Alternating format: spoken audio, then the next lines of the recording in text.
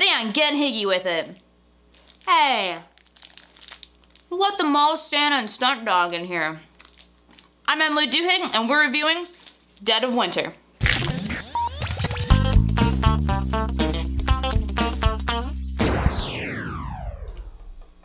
Dead of Winter is the new board game from Plaid Hat Games. It boasts a new game mechanic called Crossroads that will be the start of a series of board games from them. This game was the darling of both Origins and Gen Con this year, selling 400 copies in the first and only hour it was on sale at Gen Con. The objective of the game is to survive the hazardous winter. It's complicated by the fact that you and your friends are also smack dab in a full-blown zombie apocalypse. You control a group of survivors that are there to help the colony, but you can also be there to hurt or disrupt the colony's chances of making it through the winter alive.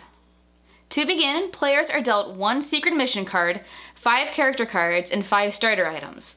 One of the secret mission cards dealt to you could be a betrayer card, where you will work against the goals of the group. From the 5 character cards, the player selects 2 and makes one of the 2 your group leader. Each character comes with their own standee that should be placed in the colony. The character reference card that sits in front of you during the game has locations for your leader, other members of your group, your secret mission, and your action dice. It also serves as a nice reference to the player and colony turn phases. Each player starts with 3 dice. As you get more survivors added to your group, you'll get more, but starting out you get 1 for each character in your group and 1 for the greater good. Select the game objective either by picking one or randomly selecting one. Each objective comes with a standard version, or on the flip side, a hardcore version. At the beginning of the first player's turn, you turn over a crisis card. This is a crisis that everybody in the colony is being faced with for that round. During each player's turn, they can contribute supplies to the Crisis Contributions location to help solve the issue. The player to the right of the current player draws a Crossroads card and keeps the information secret from the other players. At the top of each card is a condition that can be triggered. At any time during that player's turn that the condition comes up, you read the card and the current player selects one of the options. Players roll their 3 action dice. With these dice, the player can attack, search, barricade, clean waste, or attract 2 zombies. There are other actions that do not require players to spend one of their action dice. Playing a card, adding cards to the crisis, moving survivors, spending food tokens, voting to exile, request, or handing off items do not require dice. The game consists of a colony location and 6 exterior locations. Players can choose to move each character once per turn and take actions, or stay where they are and take actions. Each exterior location has a specific search deck that has items to help the players, such as food, gas, medicine, and weapons. Survivors fight zombies by spending one of their die that is equal to or higher than the attack value of that survivor. For example, Forest Plum, the Mall Santa, has an attack value of 2+. You can use your die that has a value of 4 to kill a zombie. Once you use a die, it's moved to the Used Action Dice area on your player reference card. When you move to an exterior location or fight a zombie, the exposure die is rolled.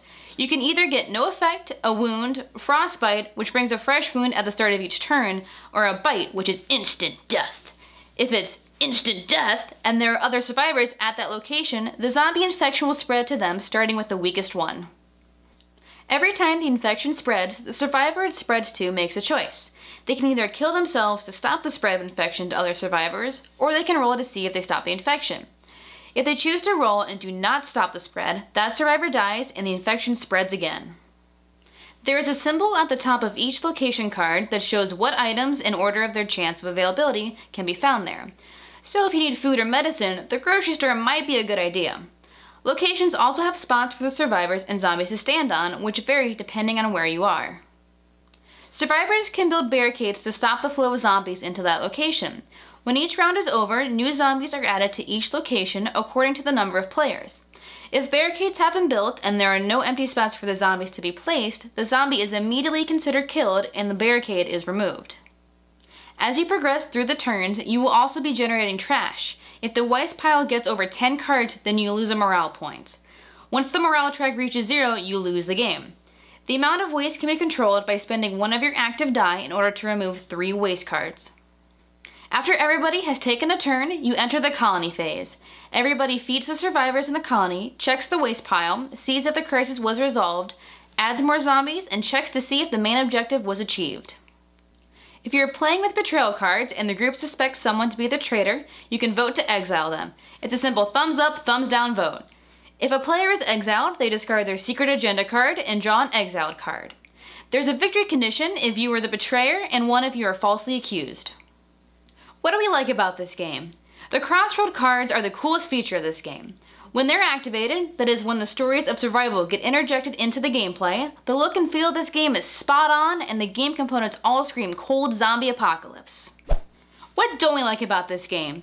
We wish the Crossroad card to trigger more often than they do. They're usually just put back into the pile. Also, if you're playing with several people, the gameplay drags for a bit while waiting for your next turn and can be tough to hold your interest. This is especially obvious when a player is down to only one survivor while others are still controlling groups. Plaid Hat Games has a Crossroad card generator online.